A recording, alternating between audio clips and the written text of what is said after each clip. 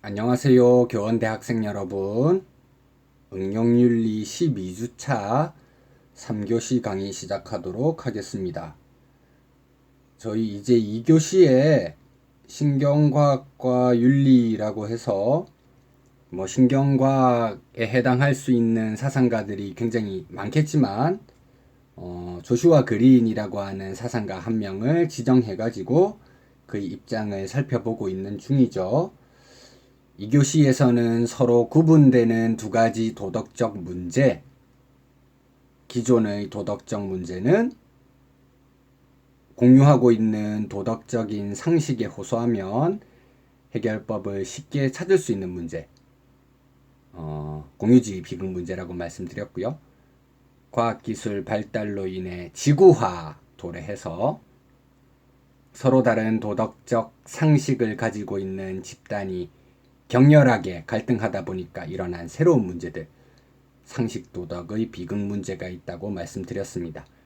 이런 상식 도덕의 비극 문제는 다양하겠지만 공통적으로 비친숙성이라고 하는 걸 특징으로 가진다고 말씀드렸고요. 과학기술 발달 그리고 지구화라고 하는 걸 특징으로 가지기 때문에 과학기술 발달과 관련해서 기후변화 문제, 그리고 생명윤리 문제, 그리고 지구화와 관련해서 세계적인 테러리즘이라든지 빈곤의 문제가 있다. 이런 내용까지 이야기한 것 같습니다. 3교시는 직접적으로 신경과학과 연결될 수 있는 내용이라고 말할 수 있겠습니다. 자, 2교시에 도덕적 문제를 구분해 봤다면 그 문제와 연결될 수 있는 도덕적 사고, 이것에는 어떤 것이 있는지 살펴본다고 생각하시면 좋을 것 같습니다. 자, 2교시 강의에서 이제 기억해 두셔야 할 키워드는 공유주의 비극, 그리고 상식 도덕의 비극, 이게 키워드라고 했다면 3교시에는 그것과 연결을 하면 좋겠죠? 기존의 도덕적 문제인 공유주의 비극과 연결될 수 있는 도덕적 사고방식, 그리고 현대사회의 새로운 도덕 문제인 상식 도덕의 비극 문제와 비교될 수 있는 새로운 도덕적 사유 방식, 이걸 비교해서 키워드를 기억해 두시면 좋을 것 같습니다. 그런 작업을 하기 위해서 조슈아 그린이 소개한 한 가지 비유를 알아두시면 굉장히 효과적인데요. 여러분과 저 사이에는 아무래도 세대 차이가 있기 때문에 이렇게 설명하는 게 조금은 적절하지 않을 수도 있을 것 같습니다. 고등학교 3학년 졸업하고 대학교 들어가게 되면 입학할 때 선물로 받고 싶은 선물 리스트, 설문조사 같은 걸 하잖아요. 요즘은 아마도 노트북, 이런 게 가장 1등이라고 할 수 있겠죠. 저희 때도 노트북이 굉장히 인기가 좋긴 했었는데 아무래도 비용적인 측면에서 조금 부담이 되니까요.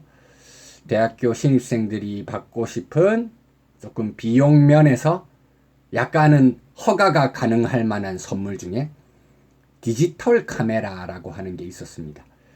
요즘은 스마트폰 렌즈가 너무 좋다 보니까 따로 디지털 카메라 구입하는 사람이 거의 없긴 한데, 제가 학창 시절에는 디지털 카메라 하나씩 사는 게 위시 리스트였거든요. 자, 스마트폰에 다들 카메라가 있으니까 그걸 생각하면서 조슈아 그린이 제안하는 비유를 하나 보시면 이해가 가능할 것 같습니다. 도덕적 사고를 비유하기 위해서 디지털 카메라를 예시로 들고 있습니다. 235쪽 2절이죠. 제목은 자동 설정대 수동 모드라고 되어 있는 건데요. 일단 한번 써보고 시작할까요? 자동 설정대 수동 모드. 단어를 썼으니까 이미 여러분들이 기억하셔야 될 중요한 키워드가 뭔지는 바로 눈에 들어올 것 같습니다. 자, 이것이 2교시에 강의했었던 내용과 어떻게 연결되는지, 그리고 각각이 가지고 있는 특징은 무엇인지, 이것까지 여러분들이 잘 이해할 수 있는 게 이번 3교시의 목적이라고 할 수 있겠습니다. 그 시작점으로 그린이 들고 있는 예시를 직접 읽어보겠습니다. 나는 다른 모든 것들과 마찬가지로 상호 보완적인 두 가지의 방식으로 작동하는 디지털 카메라를 가지고 있다. 자, 우리의 도덕적 두뇌가 진화를 했다고 했죠. 진화한 우리의 도덕적 두뇌가 가지고 있는 기능이 대표적인 게 두 가지가 있다고 합니다. 어떤 기능이 있느냐? 우선 그것은 전형적인 촬영 상황에 최적화되어 있는 초점을 잡고 바로 찍는 다양한 자동 설정을 가지고 있다고 합니다. 자동 설정, 오토매틱 세팅. 우리들 모두가 전문적인 사진 작가는 아니잖아요. 하지만 디지털 카메라, 우리 요즘 스마트폰 들고 사진 찍으면 웬만한 상황에서는 피사체와의 거리, 그리고 빛의 양이라든지 밝기, 빛이 들어오는 각도 이런 걸 조절해서 그 상황에 가장 알맞은 아름다운 사진을 찍어줄 수 있게 도와주는 자동 설정이 디지털 카메라 속에 내장되어 있습니다. 우리의 도덕적 두뇌에도 이런 것이 있다고 하는데요. 딱 보는 순간 자동적으로 반응할 수 있는 사고의 방식. 우리 이런 걸 보통 뭐라고 하죠? 그렇습니다. 직관적인 사고. 직관적인 사고. 좀 오래되고 숙고된 사고작용을 거치지 않고 바로 나오는 사고들. 이런 직관적인 게 자동 설정과 연결될 수 있는 내용이라고 보시면 되겠습니다. 그 다음 우리는 대부분의 경우에 이 자동 설정을 실제로 사용하고 있습니다. 경우에 따라서 236쪽으로 넘어갈게요. 나는 욕심을 내요. 손수 카메라의 모든 설정을 내가 조절할 수 있게 해주는 수동 모드로 사진을 찍기도 합니다. 자, 수동 모드. 전문적인 사진 작가라든지 사진 찍는 걸 취미로 가진 사람들은 그냥 오토매틱으로 찍는 게 아니라 설정에 들어가서 그 상황에서 내가 드라마틱한 효과를 내기 위해서 어떤 조건들을 달지 다 조작을 한 다음에 사진을 찍죠. 그게 수동 모드, 매뉴얼 모드라고 보시면 되겠습니다. 자동차 몰 때도 오토매틱과 수동이 있죠. 이렇게 구분하시는 것도 편리한 방법일 것 같습니다. 자, 우리 도덕적인 사고에서 뇌에서 일어나는 직관작용이 자동 설정이라면 수동 모드에 해당하는 건 무엇일까? 우리가 노력을 요해서 사유하는 것. 이성이라고 말할 수 있는 부분이겠죠. 우리의 도덕적 두뇌는 직관을 사용하는 자동 설정의 부분과 이성을 사용하는 수동 모드의 부분, 이렇게 두 가지로 구분되는 이중 과정의 처리 방식을 가지고 있다고 합니다. 그래서 실제로 이런 조슈아 그린의 이론을 이중 과정 이론, 듀얼 프로세스 티오리라고 부르거든요. 요 키워드도 알아두시는 것이 좋겠죠. 이중 과정 이론. 처음에 나올 때는 아무래도 모형 이름으로 출제되는 경우가 많으니까요. 나바에츠도 처음에 출제될 때는 도덕적 전문가 모형 이렇게 해서 굉장히 간단한 키워드 정도 쓰고 그것의 설명까지 좀 더하는 그런 방식이었으니까 여러분들도 이중 과정 이론이라고 하는 키워드는 알아둘 필요가 있겠습니다. 서로 구분되는 두 가지 방식이 있는데 첫 번째는 직관에 해당하는 자동 설정, 두 번째는 이성에 해당하는 수동 모드이다. 이렇게 구분을 해두시고 이제 236쪽의 글을 통해서 이것이 자세하게 어떤 내용이 담긴 것인지 한번 보충을 해보도록 하겠습니다. 그린은 이중 처리 방식을 통해 우리가 가진 도덕성의 두 가지 종류를 설명하고 있습니다. 그에 따르면 우리의 도덕적 뇌는 기본적인 설정에 따라 작동하는 자동 설정과 수동 모드라는 두 가지 방식을 따르는 디지털 카메라와도 같습니다. 자동 설정은 비교적 효율적이지만 융통성이 없습니다. 반면에 수동 모드는 비교적 융통성이 있지만 효율적이지 않은 특성을 가집니다. 자, 이게 무슨 말이냐 하면 자동 설정은 빠르지만 모든 경우에 확실한 해답을 주기는 어렵다. 수동 모드는 느리지만 시간을 들이면 각각의 경우에 해당하는 적절한 해답을 찾을 수 있다. 이런 맥락에서 방금처럼 서술한 것이라고 이해하시면 되겠습니다.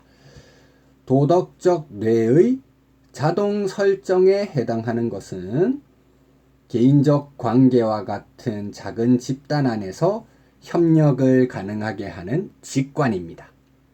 반면에 수동 모드는 도덕적 문제를 해결하는 것에 사용되는 이성적 추론 능력이라고 말할 수 있겠습니다. 자, 이제 2교시에 살펴봤었던 구분되는 두 가지 문제. 공유주의 비극과 상식 도덕의 비극. 각각에 대입될 수 있는 도덕적 사고가 무엇인지 연결을 해보면 되겠죠. 아마 눈치가 빠른 학생이라고 하면 벌써 이미 제가 설명하기 전부터 어느 정도 이해하고 감을 잡으셨을 것 같습니다. 자, 그게 맞는지 한번 확인을 해봅시다. 앞선 절에서 논의한 두 가지 종류의 도덕적 문제를 기준으로 보자면 공유주의 비극은 자동 설정을 통해서 해결 가능하고 상식적 도덕의 비극은 수동 모드의 활동을 통해 해결할 수 있다는 것이 그린의 견해입니다. 자, 수동 모드, 이게 상식 도덕의 비극과 연결되는 겁니다. 그린에 따르면 진화는 공유주의 비극을 해결하기 위한 본능적인 장치들을 우리에게 마련해 주었습니다. 지금 우리 도덕적 두뇌는 협력을 위해 진화하긴 했는데 가까운 집단 속에서만 협력하게 진화되어 있다고 했죠. 그 진화할 수 있었던 방법으로 이제 그 아래에 세 가지를 이야기하고 있는데 첫 번째는 유전자 전수라는 겁니다. 유전자 전수. 자동 설정과 관련해서 밑에 써볼게요.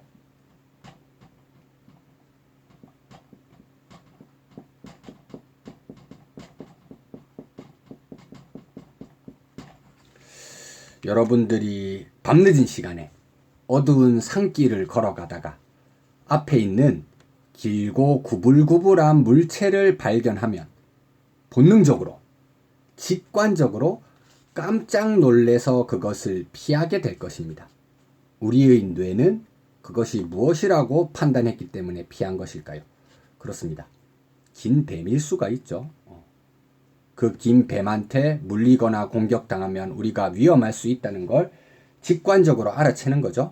우리의 유전적인 조상들은 이런 직관을 우리에게 전수해 줬다는 겁니다. 하지만 진화가 생기는 방식에는 단순한 유전자만 작동하는 건 아니라고 할 수 있잖아요. 또 다른 방식도 있을 수 있습니다. 이제 두 번째는 문화적 전수라고 하는 겁니다. 유전자와 문화가 공진화하면서 발전해 나간다, 이런 말을 쓰기도 하는데요. 특히 우리나라 같은 경우는 총기 소지가 합법화되어 있지 않은 나라이죠. 그런데도 불구하고 이제 총 통해서 위협받는 그런 경우가 있을 수도 있잖아요. 실제 작년이었던 것 같습니다. 어떤 뉴스 기사에서 어떤 구청이었던 것 같아요. 근데 이제 민원인이 그 직원에 대해서 조금 불만을 가졌던 나머지 불법 총기를 가지고 와가지고 발포해서 인명피해가 있었던 그런 사례가 있었습니다. 우리가 흔히 총을 보지는 못하지만 누가 총을 들고 와서 우리한테 겨누게 되면 두 손을 들고 항복을 표시하면서 공격하지 말라고 이야기하게 되잖아요. 우리는 책이라든지 학습을 통해서 문화적으로 그러한 상황이 위험하다는 걸 배우고 전수받은 상태입니다.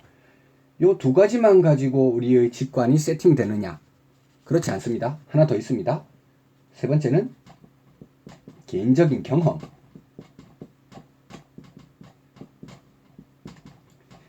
이 개인적인 경험이라고 하는 것도 무시할 수 없는 요소죠.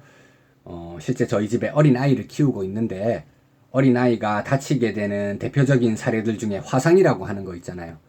어린아이 있는 집은 테이블 식탁보 같은 거 두지 말라고 하죠. 뜨거운 음식 뒀는데 어린아이가 식탁보 잡아당겨가지고 화상 입을 수도 있잖아요. 크게 다치면 절대 안 될 일이겠죠. 만약에 끓고 있는 물주전자가 있을 때 어린애가 수증기 올라가니까 호기심에 그걸 살짝 만졌다가 손끝을 데이는 겁니다. 그래서 작은 화상을 입게 되며 그것에 대한 경험을 통해서 아, 이런 뜨거운 물건 만지는 건 나한테 위험할 수 있겠구나.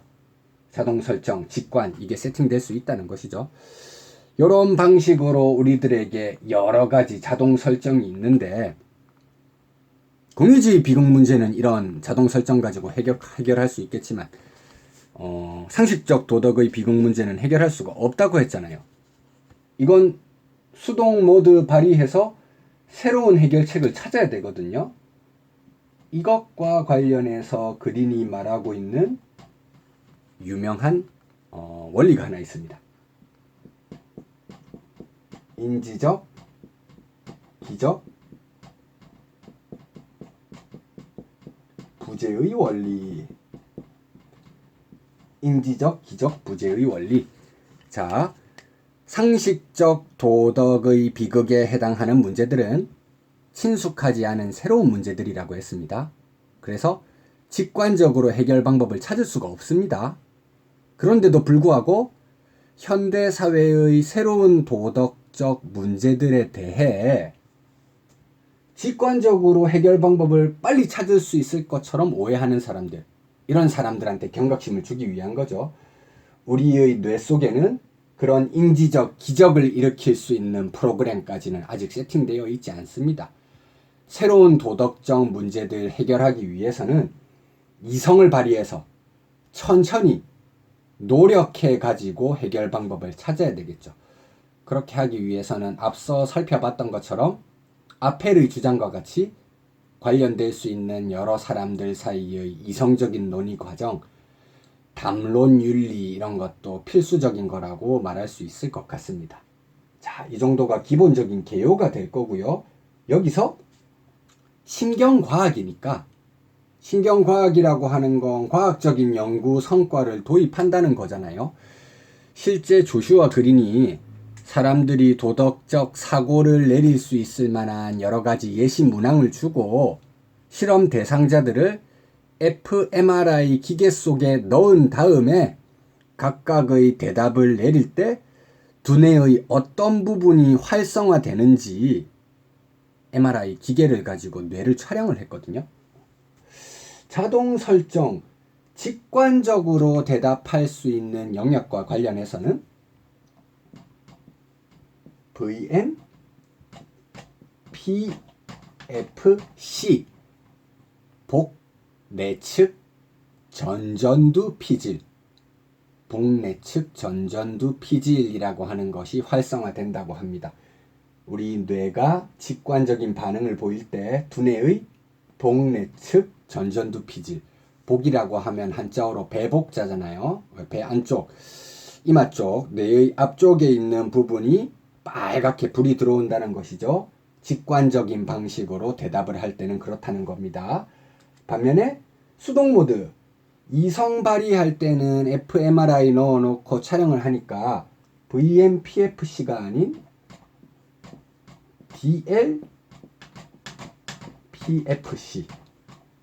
DLPFC, 배외측 전전두 피질, 우리 뇌의 배외측 전전두 피질이라고 하는 곳에 깜빡깜빡 불이 들어왔다고 합니다. 배는 한자어로 등배자거든요. 복내측 전전두 피질이 이마 쪽이라고 하면 배외측 전전두 피질, 이성적 사고할 때는 이제 뒤통수 쪽에 뇌 쪽에 불이 이렇게 들어온다고 합니다. 그렇다면 직관적 사고랑 이성적 사고가 우리 윤리학적으로 볼 때는 어떻게 다른 것인가, 그걸 한번 논의해 봐야 되겠죠. 아마 여러분들 트롤리 딜레마 들어보셨을 겁니다.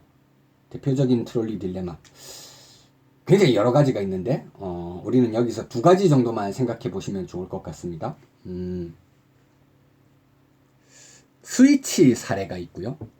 그 다음에 인도교 사례, 다른 말로는 육교 사례라고 하는 게 있죠. 스위치 사례가 가장 전형적인 처음에 설명되는 딜레마 사례죠. 고장나서 질주하고 있는 트롤리 전차가 한 대 있고요. 직진 선로에서 5명의 인부가 선로를 교체하는 작업을 수행하고 있습니다. 근데 작업에 너무 몰두한 나머지 트롤리가 돌진하고 있다는 걸 알지 못한 상황이고요. 그대로 내버려 두면 5명의 인명 희생이 일어날 수 있는 게 예상되는 상황입니다. 불행인지 다행인지 측선으로 빠지는 노선이 하나가 더 있는데요. 이 측선 쪽에서는 1명의 인부가 작업을 하고 있는 상황입니다. 자, 내가 있는 장소에서 스위치를 눌려서 조작을 하면 직진 달리고 있던 트롤리가 측선으로 전환할 수 있는 상황입니다. 이게 첫 번째 사례죠. 스위치 사례입니다. 두 번째, 육교 혹은 인도교 사례, 비슷한데 약간 다른 것이죠. 비슷한 상황은 직진 선로에 트롤리가 질주하고 있고 5명의 인부가 작업하고 있다는 건 동일한 상황입니다. 근데 이번에는 측선으로 빠지는 길이 있는 건 아니고요. 이 직진 선로 위에 육교가 하나가 있습니다. 육교 위에 내가 올라가 있는 상태고요. 나 혼자 있는 게 아니라 나 말고 한 사람이 더 있는데 그 사람이 덩치가 굉장히 크고 그리고 커다란 백팩까지 메고 있다고 합니다. 그래서 그 사람을 밀어서 떨어뜨리면 선로에 그 사람이 떨어진 이후에 트롤리가 떨어진 1명한테 충돌해서 탈선해가지고 앞에서 일하고 있던 5명의 인부는 희생하지 않을 수 있을 것 같은 그런 사례. 자, 스위치 딜레마 사례와 육교 딜레마 사례 구분을 해보셨죠? 이 사례를 제시해주고 사람들한테 fMRI를 찍는 겁니다. 처음에 스위치 딜레마 사례부터 이야기했으니까요. 이 사례에서는 대다수의 사람들이 스위치 눌리는 것에 찬성할까요? 반대할까요? 70% 이상의 사람들이 스위치 누르는 것에 찬성했다고 합니다.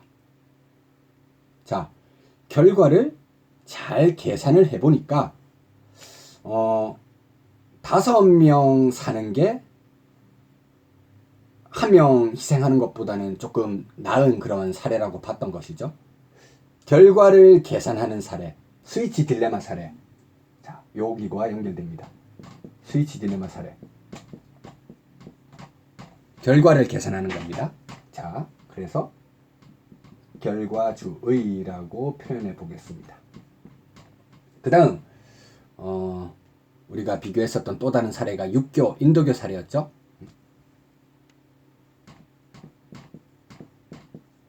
스위치 딜레마, 여기서 사람들 70% 정도 찬성하는 사람들 오케이 할 때 보면 이성을 활용하는 배외측 전전두 피질에 불이 들어온다고 하거든요. 그래서 왜 그렇게 했느냐 물어보면 결과주의적인 사고방식으로 대답을 한다고 알려져 있습니다.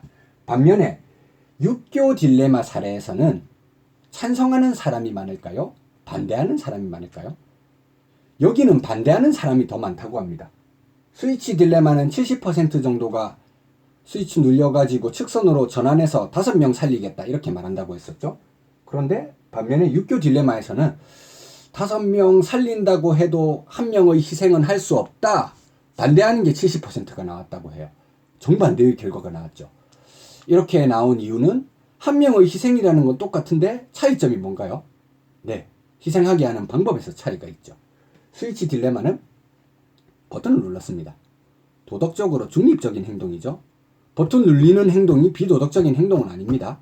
그런데 사람을 밀어서 죽게 하는 거, 이건 직접적으로 비도덕적인 행동이라고 우리가 직관적으로 생각할 수 있죠. 그래서 직관과 관련되는 사례가 육교 딜레마 사례입니다. 무고한 사람을 희생시켜서는 안 된다. 결과주의와 비교될 수 있을 만한 육교 딜레마에 해당할 수 있는 이론은 의무론이라고 할 수 있겠죠. 의무론. 지지난주로 거슬러 가보겠습니다. 지지난주. 과학기술 시대에 새로운 윤리학을 요청하면서 기존 윤리학이 한계를 가진다고 할 때 기존 윤리학의 대표적인 입장으로 제시했던 게 바로 의무론이었었죠. 의무만 가지고는 해결하기 어렵기 때문에 결과에 대한 책임으로 나가야 된다고 이야기했었죠. 그게 과학적 연구 성과 fMRI를 찍어봤는데도 동일하게 증명되는 부분이라고 말할 수 있겠습니다. 이게 그 당시에 류지양 교수님 그 논문 쓰실 때는 아마 90년대, 2000년대 초반 이 정도였을 것 같아요. 조슈아 그린이 이 과학적인 연구 성과 발휘하기 이전이었는데 철학적인 논의를 통해서 말씀하신 건데 그 논의가 이제 현대에서 과학적인 신경과학적인 연구 성과에도 절묘하게 잘 들어맞는 것 같습니다. 그래서 제가 2주 전에 소개를 해드렸던 거고요.